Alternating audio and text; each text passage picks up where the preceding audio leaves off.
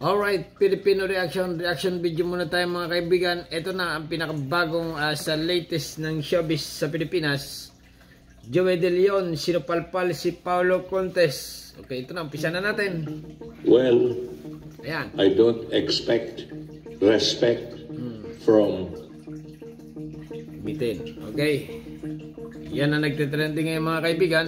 Joey De Leon, nagsalita na. Inuwentahan ni Henyo Master Joey De Leon ang kawalan ng respeto sa kanila ng Tape Incorporated at ng host na si Paulo Contis.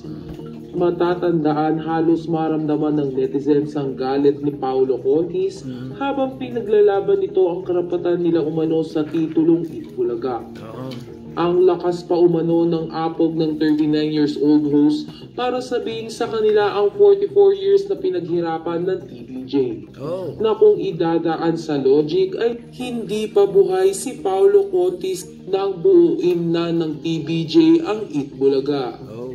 Ayon naman sa tape ay gagamitin pa rin nila ang titulong Itbulaga hanggang sa inaapilan nila ang desisyon sa korte.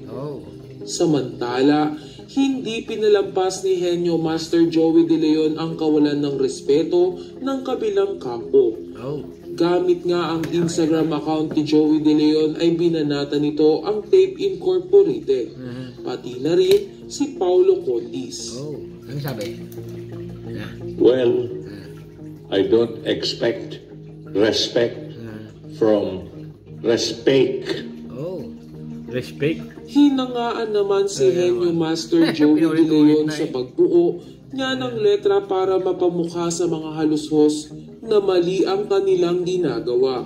Ika pa nga ni Bossing ay pinapakita lamang ng kabilang kampo na sanay sa iligal ang tape kaya hindi nila mabigay ang respeto na hinihiling ng TVJ.